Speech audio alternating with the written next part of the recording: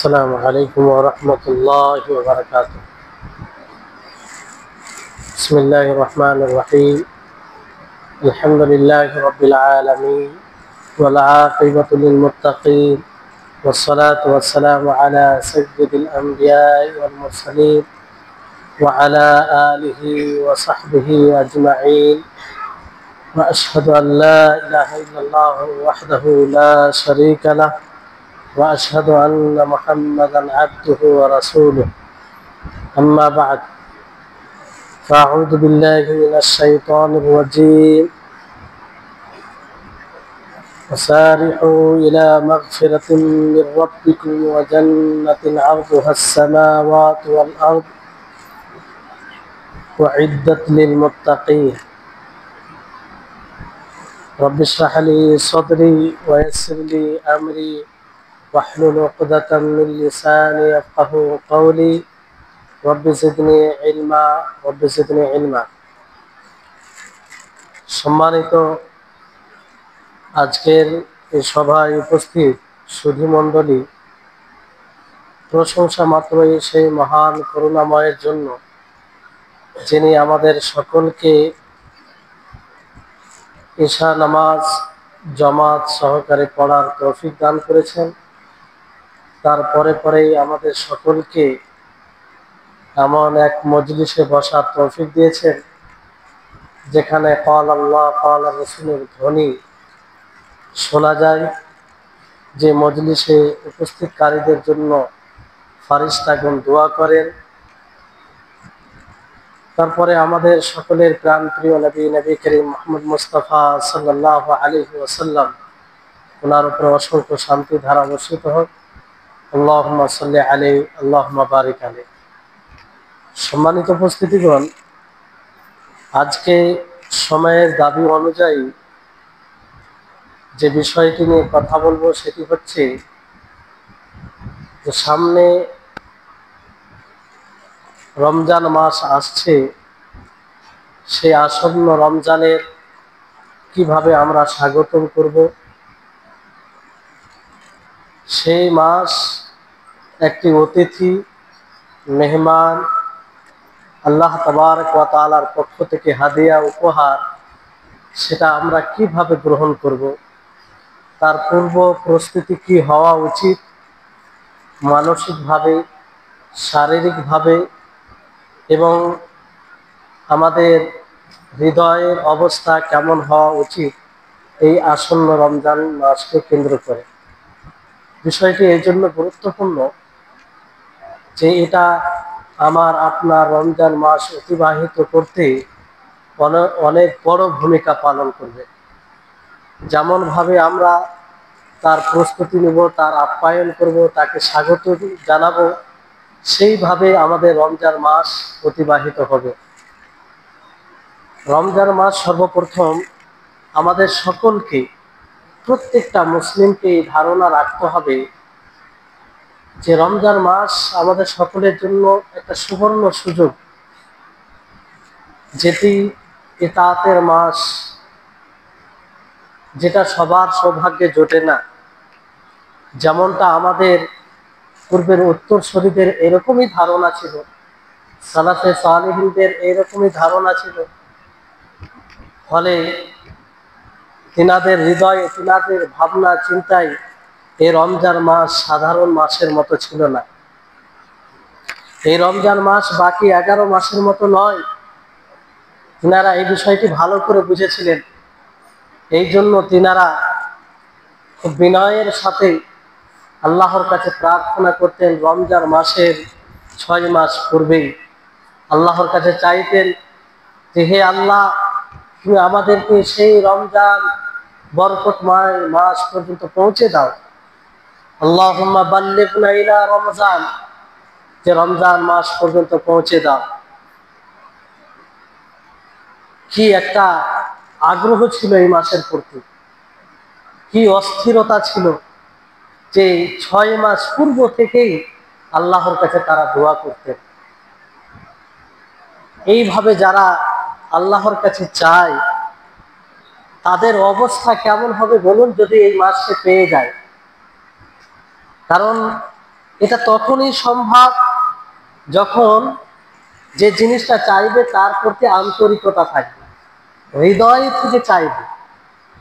তো সালাফে সালেহীন, আমাদের পূর্বের উত্তরসূরিদের এরকমই অবস্থা ছিল।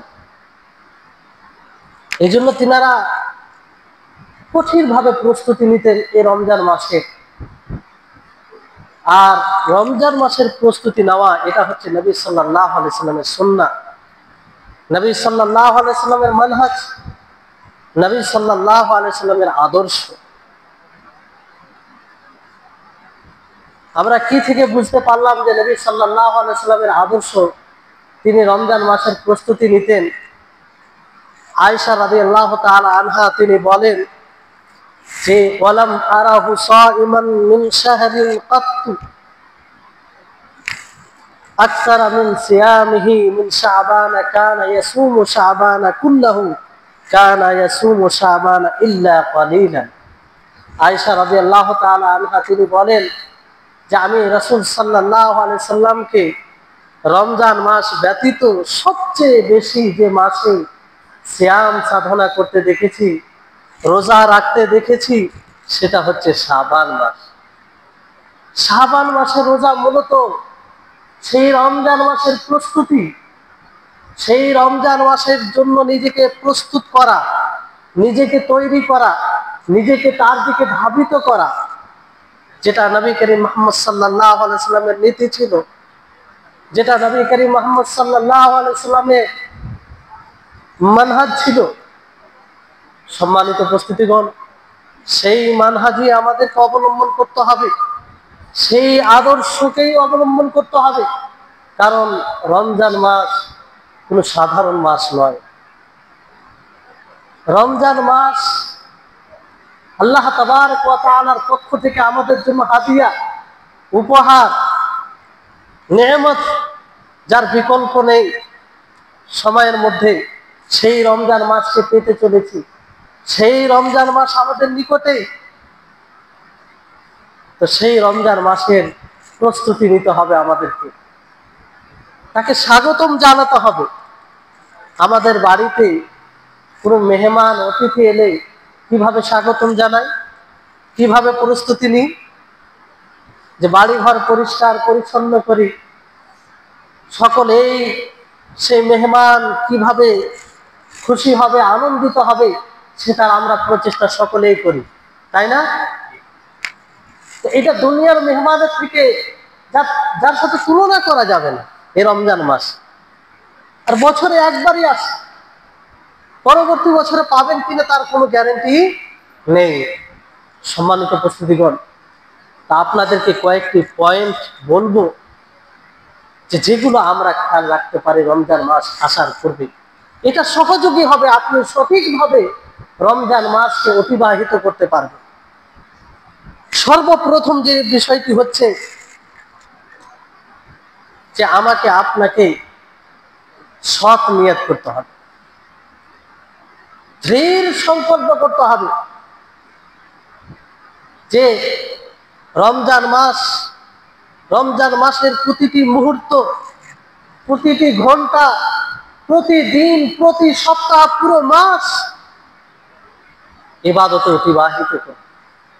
কোন মুহূর্ত, কোন সময়কে আল্লাহ তাবারক ওয়া তাআলার সন্তুষ্টি লাভ ছাড়া অকারণে অহেতুক বিষয়ে সময় নষ্ট করবে না। দৃঢ় সংকল্প করতে হবে। রমজান মাসে সাধারণ মাসে যেভাবে ইবাদত করেন তার চেয়ে আপনি অধিক গুণে ইবাদত করবেন, তার দৃঢ় সংকল্প করবেন, নিয়ত করবেন। আর এই নিয়ত কয়েক দিক দিয়ে আপনার উপকার দিবে। কারণ আপনি জানেন না যে আপনি রমজান মাসকে পাবেন, তার গ্যারান্টি আছে? কেউ গ্যারান্টি দিতে পারেন? তার পূর্বে আপনার মৃত্যু হয়ে যেতে পারে। তো যদি আপনি নিয়ত দৃঢ় সংকল্প করে থাকেন আর আপনার মৃত্যু ঘটে যায়, তো আপনি আপনার নিয়ত অনুযায়ী সওয়াব পাবেন কি পাবেন না? নেকি পাবেন কি পাবেন না? অবশ্যই পাবেন।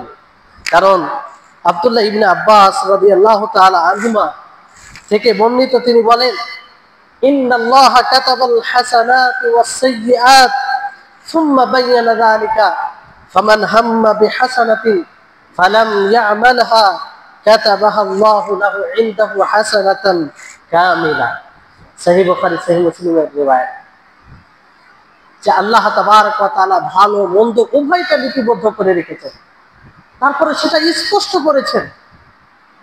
তারপরে রাসূল সাল্লাল্লাহু আলাইহি সাল্লাম বলেন, যে ব্যক্তি ভালো কাজের সংকল্প করবে, নিয়াত করবে, তারপরে কোনো কারণে আমল করতে পারলো না, তা আল্লাহর নিকটে তার পুরো নেকি লেখা হবে। আল্লাহ তাআলার ফজল, আল্লাহ তাআলার অনুগ্রহ যে আপনি আমল করেননি কিন্তু নিয়ত আপনার সৎ রয়েছে, সততার সাথে নিয়ত করেছেন, আপনি দৃঢ় সংকল্প করেছেন, আপনি তা আপনি এর নেকি পাবেন। যদি কোনো কারণে রোজা রাখতে কিংবা যে কোনো কাজ করার নিয়ত করেছেন সেটা করতে না পারেন, তারপরও নেকি পাবেন, আপনার জন্য নেকি লেখা হবে। তারপরে আপনারা প্রসিদ্ধ হাদিস জানেন, ইন্নামাল আ'মালু বিন্নিয়াত, সমস্ত আমল নির্ভর করে কিসের উপরে? নিয়তের উপরে। আমি আপনি যেমনটা নিয়ত করব সেই অনুযায়ী ফল পাবো, প্রসিদ্ধ হাদিস। আর মনে রাখবেন, এই নিয়ত আমাদের কাজে খুব সহযোগী হয়। যেমন ভাবে আপনি নিয়ত করবেন ওইভাবে আপনার সাথে আল্লাহর সহযোগিতা থাকবে, ওই রকম ভাবে আল্লাহর আপনার সাথে সহযোগিতা থাকবে। যখন আল্লাহ তাআলা আপনাকে দেখবেন যে আপনি দৃঢ় সংকল্প করেছেন, পুরোপুরি সেটাকে করার জন্য প্রস্তুত আছেন, তখন আল্লাহ তাআলা আপনাকে তৌফিক দিবেন আর আপনি সহজে সে কাজটি করতে পারবেন। তো রমজান মাস আসার পূর্বে আমরা দৃঢ় সংকল্প করি। সম্মানিত উপস্থিতিগণ, আমরা জানি মৃত্যু এমন একটা জিনিস যেটা কখনো বলে আসে না। সবচেয়ে বেশি মানুষকে প্রতারিত করে, ধোঁকা দেয় মৃত্যু। অনেক সাথী, অনেক আত্মীয়, অনেক প্রতিবেশী, অনেক বন্ধু গত রমজানে ছিল আমাদের সাথে, আমাদের সাথে সিয়াম সাধনা করেছে, আমাদের সাথে তারাবির সালাত আদায় করেছে, আরো সব ইবাদত করেছে, তারা আজকে নেই, দুনিয়া ছেড়ে চলে গিয়েছে। কিন্তু আপনি আছেন। তাদেরও হয়তো ইচ্ছা ছিল যে সামনে রমজান মাস পেলে রমজান মাসে সিয়াম সাধনা করে ইবাদত করে আল্লাহ তাআলাকে সন্তুষ্ট করবে, কিন্তু তারা দুনিয়া ছেড়ে চলে গিয়েছে। তাদের আশা করেও কোনো আর লাভ হয়নি। সম্মানিত উপস্থিতিগণ, তো এটাকে সুবর্ণ সুযোগ ভাববেন, সৌভাগ্যের বিষয় যে আপনি রমজান মাসকে পাচ্ছেন, আপনার মৃত্যু হয়নি, ফের আগামী রমজান মাস পাবেন কিনা তার কোনো গ্যারান্টি নেই।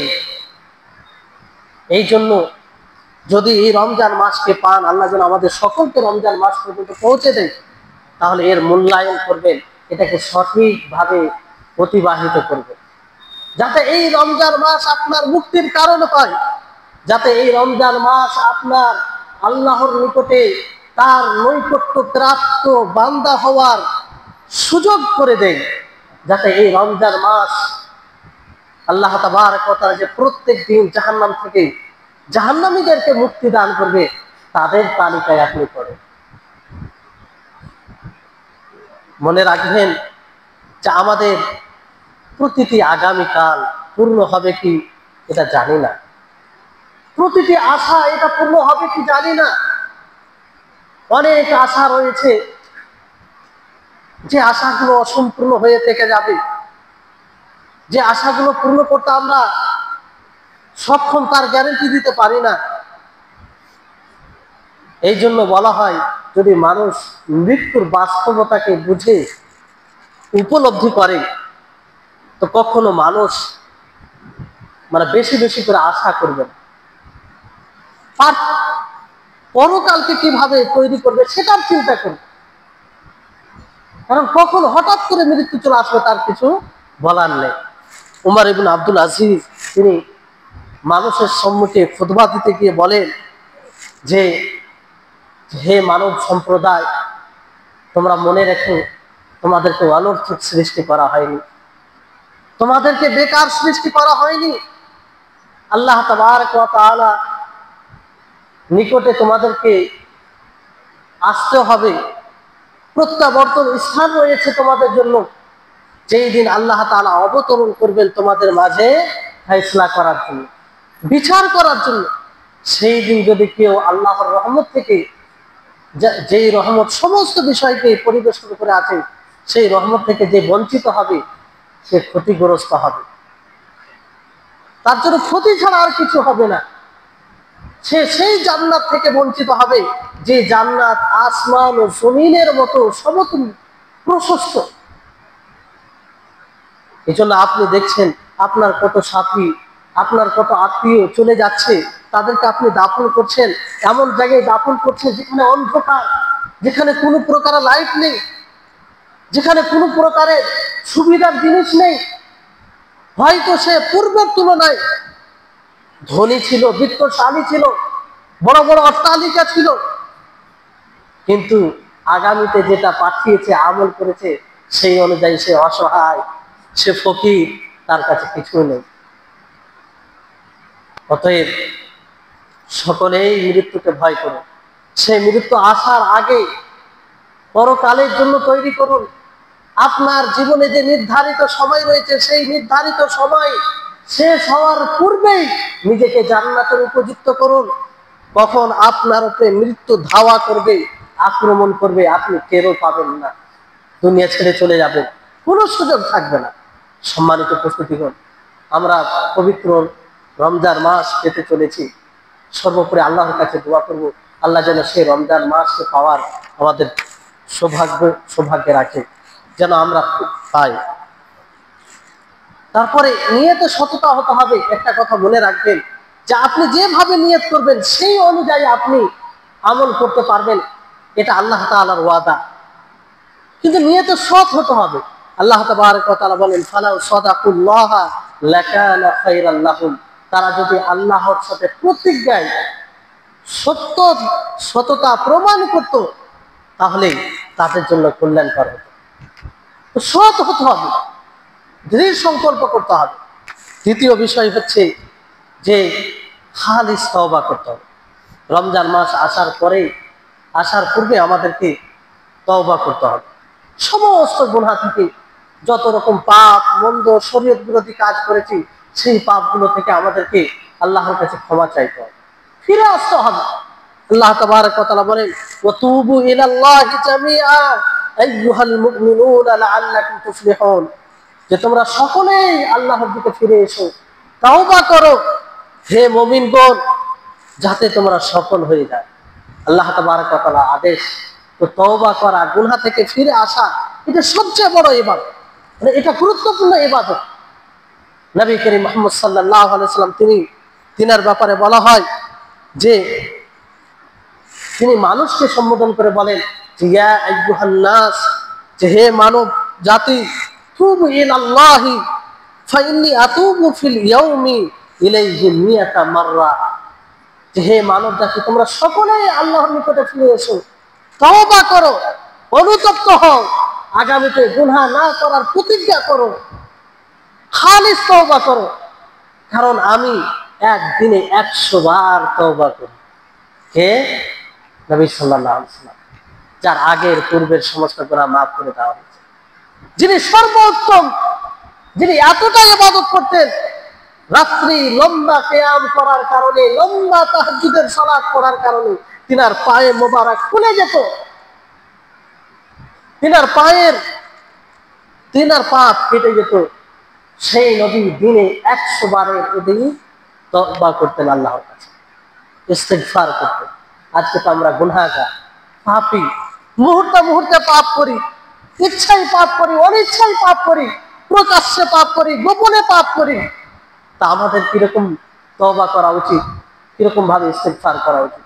সম্মানিত উপস্থিতিগণ, সামনে রমজান মাস আসছে, তার আগেই তওবা করে নিজেকে পরিষ্কার করুন। কারণ আল্লাহ তাআলা পাপীকে ভালো কাজে তৌফিক দেয় না।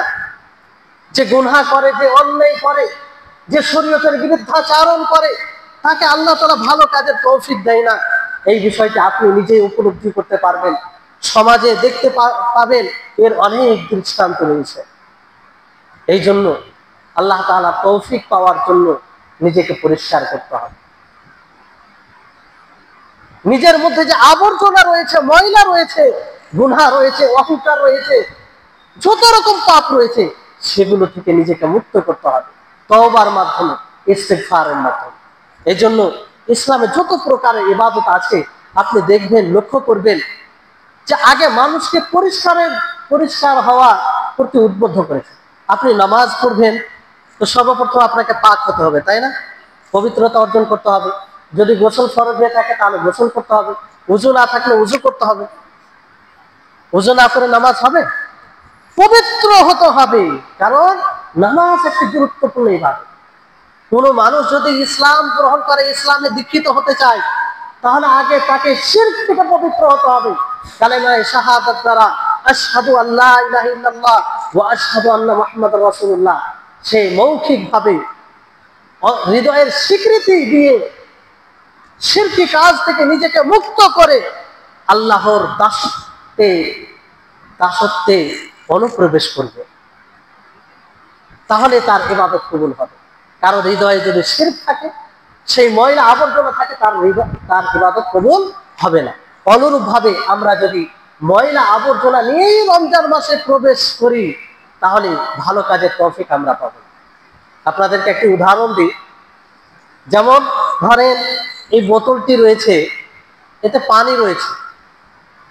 এই বোতলে যদি আপনার ময়লাযুক্ত পানি থাকে, ঘোলাটে পানি থাকে, পরিষ্কার নয়, তো আর আপনি চাইছেন যে এই বোতলে পরিষ্কার পানি আমি ঢালবো কিংবা ভিতরে ভরবো, চাইছেন, তাই না? তো আগে আপনাকে কি করতে হবে, যে ঘোলাটে পানি, ময়লাযুক্ত পানিটা বের করে বোতলটা পরিষ্কার করতে হবে। তারপর আপনি ভালো পানিটা ঢেলে আপনার পানিটা ঠিক থাকবে। আর যদি ময়লাযুক্ত পানিটা থাকে, তার মধ্যেই ভালো পানি আছে, মানে ঢালেন, তো ভালো পানিটা ভালো থাকবে? থাকবে না। অনুরূপ ভাবে আপনি যদি নিজেকে পরিষ্কার না করেন, নিজেকে গুনাহমুক্ত না করেন, তওবা ইস্তিগফার না করেন, তা আল্লাহ তাআলা আপনাকে ভালো কাজের তৌফিক দিবে না। সম্মানিত উপস্থিতিগণ, এই জন্য দেখবেন যারা পাপে জড়িত থাকে, বিভিন্ন রকমের শরীয়ত বিরোধী কাজ করতে থাকে, তারা ভালো কাজে তৌফিক পায়। রমজান মাসে দেখবেন কি একটা গুরুত্বপূর্ণ মাস, কি একটা ফজিলতপূর্ণ মাস।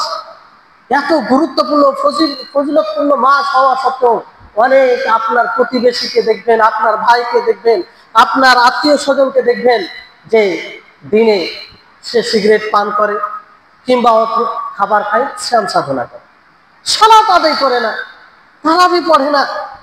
কেন?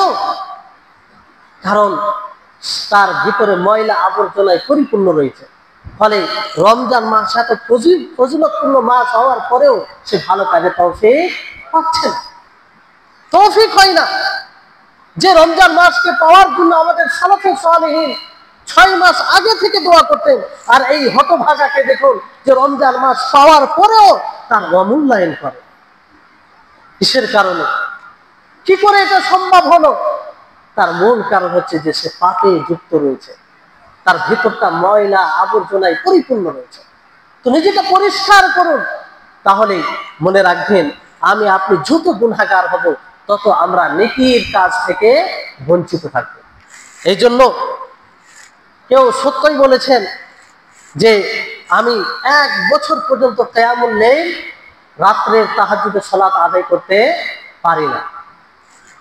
কেন? তিনি নিজেই বলছেন, কারণ আমি একটি গুনাহ করতাম, পাপ করতাম, যে পাপের ফলে আমি সেই তাহাজ্জুদের সালাতের তৌফিক পেতাম না। হাসান বসরিকে যখন বলা হয় যে লা নাস্তাতিউ কিয়ামুল লাইল, যে আমরা কিয়ামুল লাইল, তাহাজ্জুদের সালাত আদায় করতে পারি না, তখন তিনি বলেন যে কাইয়াদাতকা খাতায়াকুম, যে তোমার গুনাহ, তোমার পাপ, তোমার অন্যায়, তোমার শরীয়ত বিরোধী তোমাকে কিয়ামুল লাইল থেকে, তাহাজ্জুদের সালাত থেকে বিরত রেখেছে। তো সহজে আপনি তৌফিক পাবেন না যতক্ষণ না আপনি তার উপযুক্ত নিজেকে তৈরি না করবেন। এই জন্য ফুজাইল বিন আয়াদ রাহিমাহুল্লাহ তিনি বলেন, ইদা কুনতা লা তাস্তাতিউ কিয়ামাল লাইল ওয়া সিয়ামান নাহারি ফা'লাম আন্নাকা মাহবুসুন কাইয়াদাতকা যুনুবুকা।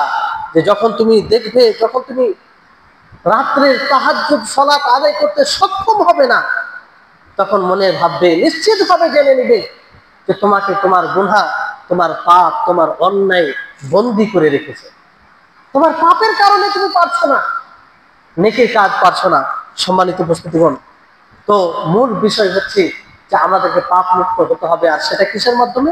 তওবার মাধ্যমে, ইস্তেগফারের মাধ্যমে। তো রমজান মাস আসার পূর্বেই আমরা তওবা করব। তারপরে তৃতীয় বিষয় হচ্ছে যে সময়ের মূল্যায়ন, সময়ের মর্যাদা জানুন। সময়টাই হচ্ছে আপনার জীবন। এই সময়টাই হচ্ছে যে সময়ের মাধ্যমে আপনি নিজেকে জান্নাতে নিয়ে যেতে পারবেন, যে সময়ের মাধ্যমে আপনি আল্লাহর নৈকট্য প্রাপ্ত বান্দাদের অন্তর্ভুক্ত হতে পারবেন, যে সময়কে ভালো পথে ব্যবহার করে আপনি আল্লাহর সাথে ভালো ব্যবসা করতে পারবেন, তাই না? মুমিনরা আল্লাহর সাথে ব্যবসা করে, কি করে ব্যবসা করে? এই সময়কে ভালোভাবে ব্যবহার করে। তো আপনি সময়কে কাজে লাগিয়ে আল্লাহর সাথে ভালো ব্যবহার করতে পারবেন। আপনার ইবাদত, বেশি বেশি ইবাদত করে আপনি জান্নাত হাসিল করতে পারবেন, অর্জন করতে পারবেন। সম্মানিত উপস্থিতিগণ, সময়ের মূল্যায়ন করতে হবে।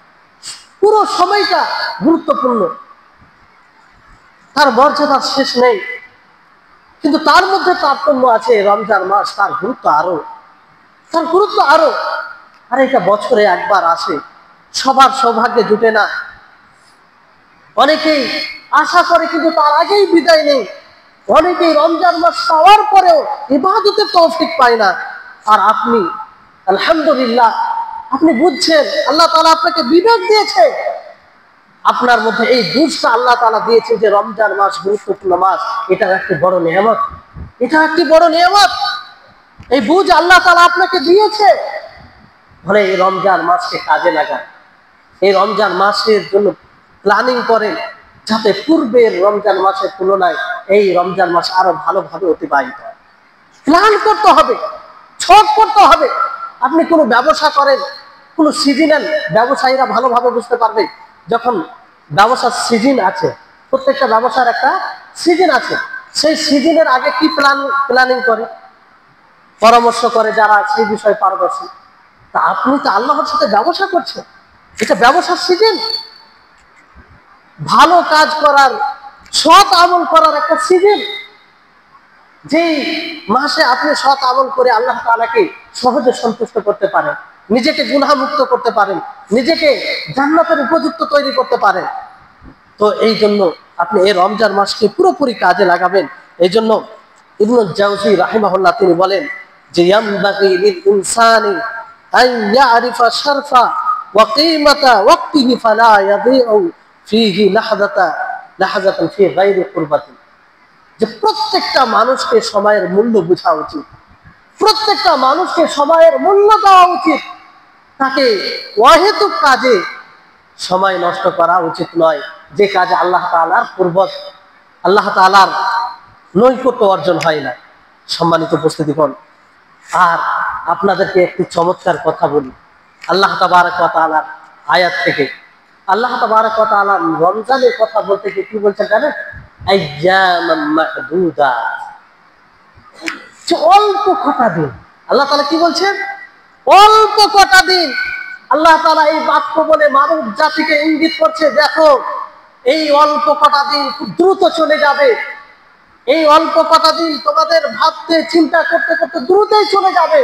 ফলে তোমরা এই কটা দিনকে কাজে লাগাও, এই কটা দিনকে ইবাদতে অতিবাহিত করো। আল্লাহ তাবারক ওয়া তাআলা বলেন আইয়ামান মা'দুদাত, যে অল্প কটা দিন, খুব কম দিন। এই জন্য এই দিনের কোন সময়কে তোমরা নষ্ট করো না।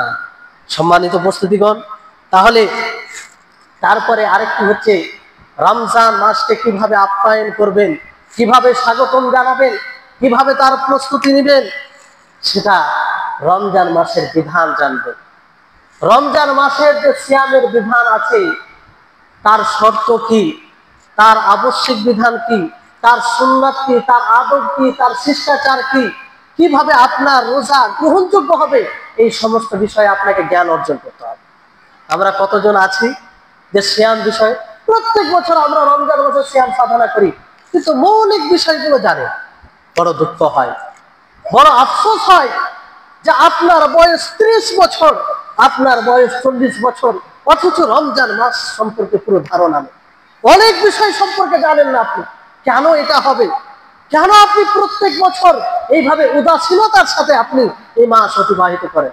কারণ আলেম ওলামা নেই, আলেম ওলামা এই শিক্ষা দেয় না, তারা উদ্বুদ্ধ করে না, তাদের আলোচনা নেই, তারা আহ্বান করে না, তারা সকলেই আহ্বান করে, সকলেই চিৎকার করে বলে। তারপরে যদি এই অবস্থা হয়, তা আমরা জিজ্ঞাসিত হব না আল্লাহর কাছে? জবাবদেহি হব না আল্লাহর কাছে? যেগুলো, যে জ্ঞানটা আপনার জন্য জরুরি, অনেক বিষয়ের কারণে আপনার রোজা ভেঙে যায়, অথচ জানেন। আপনার স্ত্রী, আপনার মেয়ে, তাদের কিছু পার্সোনাল বিষয় আছে, আপনাকে জানতে হবে, জেনে তাদেরকে বোঝাতে হবে, আপনার কর্তব্য, দায়িত্ব এটা, কিন্তু জানি না।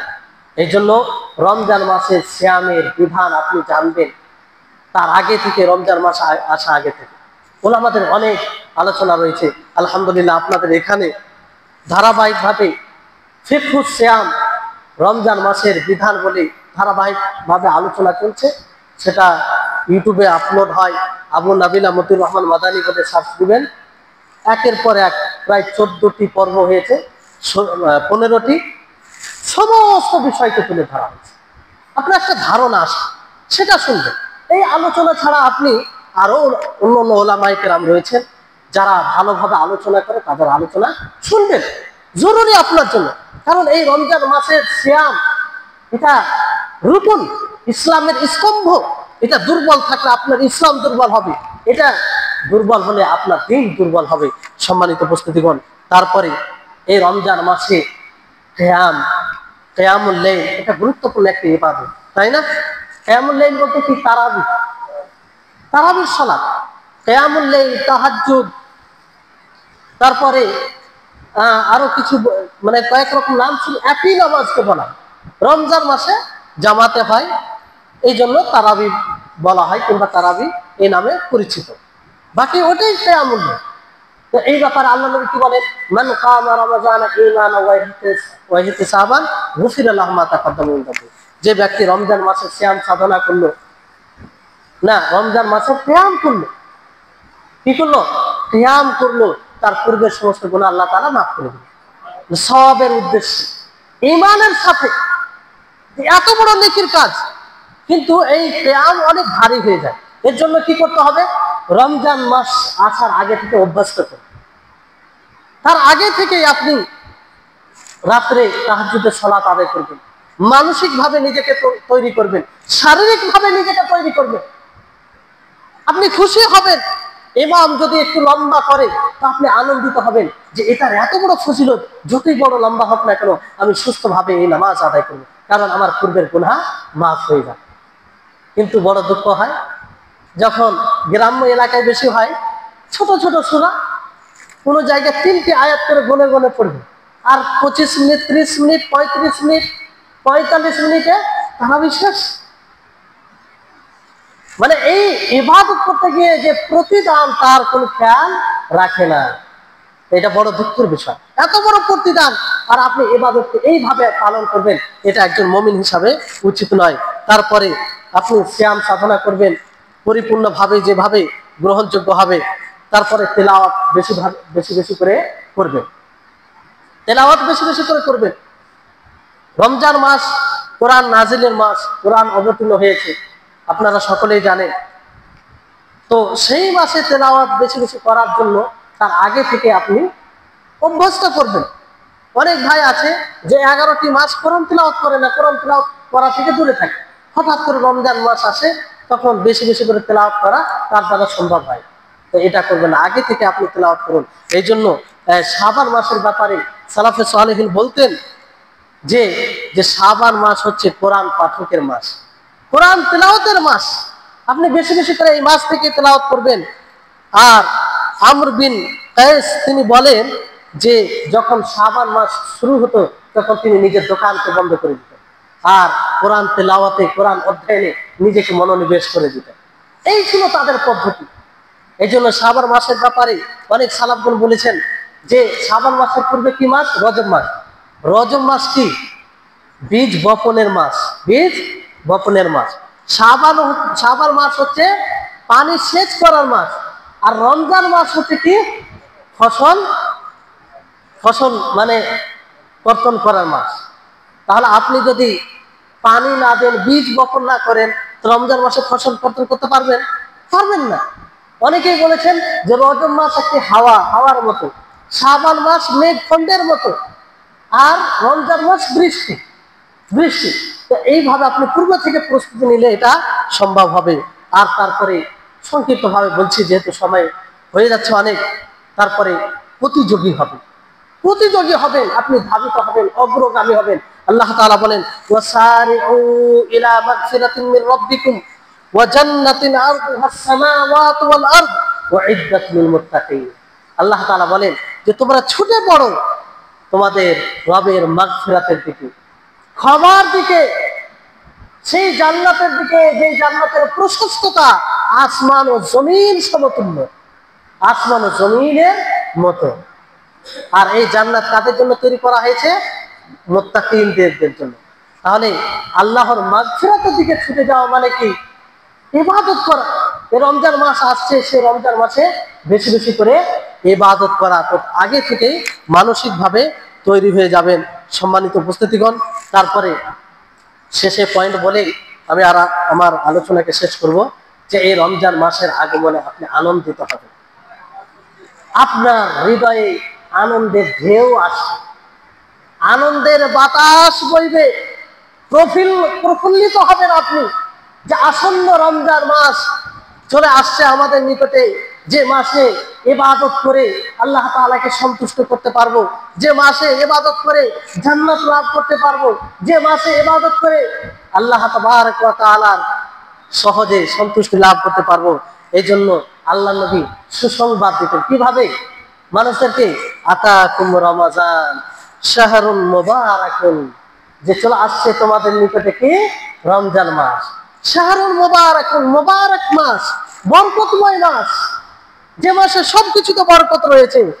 ফারাদাল্লাহু আযজা ওয়া জাল্লা আলাইকুম সিয়ামাহু, আল্লাহ তাবারক ওয়া তাআলা সেই মাসের সিয়ামকে তোমাদের উপরে ফরজ করেছেন, যে মাসে আল্লাহ তাআলা জান্নাতের দরজাকে উন্মুক্ত করে দেন, যে মাসে আল্লাহ তাআলা জাহান্নামের দরজাকে বন্ধ করে দেন, যে মাসে আল্লাহ তাবারক ওয়া তাআলা শয়তানদেরকে শিকলাবদ্ধ করে দেন, যে মাসে আল্লাহ তাবারক ওয়া তাআলা জাহান্নামীদেরকে জাহান্নাম থেকে মুক্তি দান করেন। সম্মানিত উপস্থিতিগণ, এই আশা কি জাগে না? এত এই ধরনের কথা শুনে কি আমাদের মনে আনন্দ আসবে না? প্রফুল্লিত হবে না? আনন্দিত হবে না? অবশ্যই আনন্দিত হতে হবে। এটা হচ্ছে মুমিনের বৈশিষ্ট্য। কিন্তু সমাজে কিছু লোককে দেখা যায় তার বিপরীত। রমজান মাস এলেই তাদের চেহারাতে বিষণ্ণতা ভাব, অসন্তুষ্ট। অনেকে আছে যারা অশ্লীল বিভিন্ন শরীর বিমুখী কাজে ব্যস্ত থাকে, ফলে তাদের একটা চিন্তা থাকে যে এই রমজান মাস চলে এলো, কি করে এগুলো কাজ করবো, মানুষ লজ্জা দেবে, মানুষ নানা রকম কথা বলবে, এইভাবে তারা চিন্তায় থাকে। চিন্তা মানে লজ্জার কারণে অনেকে সিয়াম সাধনা করে, আবার অনেকে করে না। কিন্তু তাদের জন্য পাহাড় সমতুল্য এটা বোঝা হয়ে দাঁড়ায়। এটা কি ইমানের একজন মুমিনের বৈশিষ্ট্য হবে? কখনো না। তো এই রমজান মাস এলেই আমাদেরকে সিয়াম সাধনা করতে হবে, আর খুশি হতে হবে, আনন্দিত হতে হবে, অন্যদেরকে সুসংবাদ দিতে হবে, যাতে আমাদের কথায় আমাদের সবকিছু এতে প্রকাশ পায়। আরেকটি বিষয় আপনাদেরকে বলি, যেহেতু আপনারা প্রবাসী জীবনে সকলে কাজ করে, তো আপনি কঠিন কাজ যদি করেন, এর কারণে আপনার রমজান মাসে রোজা ছাড় নয়। কারণ আল্লাহ তাআলা 12টি মাস রোজা ফরজ করেনি, একটি মাসে 11টি মাস আপনি নিজের ইচ্ছা মতো সব রকম কাজ করেন। একটি মাস প্রয়োজন পড়লে আপনি সিয়াম সাধনার জন্য বসে থাকুন, কিংবা হালকা কাজ করুন, যেগুলো কাজ করতে আপনি পারবেন। কিন্তু আপনার জন্য ছাড় নেই যে আপনি কঠিন কাজ করছেন এই জন্য সিয়ামকে শুরু করুন, এটা গ্রহণযোগ্য ওজর নয়। তো আশা করি আপনারা বুঝতে পেরেছেন। আল্লাহ তাবারক ওয়া তাআলা নিকটে দোয়া করি যে হে আল্লাহ, তুমি আমাদের সকলকে সেই রমজান মাস পর্যন্ত পৌঁছে দাও। হে আল্লাহ, আমরা যেন সেই পুরো মাসকে পুরোপুরি মূল্যায়ন দিয়ে অতিবাহিত করতে পারি। আমরা যেন সেই তালিকায় না থাকি যাদের ব্যাপারে আল্লাহ নবী বলেছেন যে যারা রমজান মাসকে পেল অথচ বেশি ইবাদত করে নিজেকে নিজের গুনাহকে ক্ষমা করিয়ে নিতে পারলো না, তারা ধ্বংস হোক। এতে আল্লাহ নবী আমিন বলেছিলেন, জিবরিল আলাইহিস সালাম বলেছিলেন, আল্লাহ নবী আমিন বলেছিলেন। সেই তালিকার মধ্যে যেন আমরা না থাকি, আমরা যেন সকলেই ভালোভাবে ইবাদত করি, ভালোভাবে রমজান মাসকে অতিবাহিত করে আল্লাহর নৈকট্য লাভ করতে পারি, আল্লাহর ক্ষমা প্রাপ্ত বান্দাদের অন্তর্ভুক্ত হতে পারি। আল্লাহ যেন আমাদের সকলকে সেই রমজান মাস পর্যন্ত পৌঁছে দেন। ওয়া আখিরু দাওয়ানা আলহামদুলিল্লাহি রাব্বিল আলামিন। আসসালামু আলাইকুম ওয়া রাহমাতুল্লাহি ওয়া বারাকাতুহু।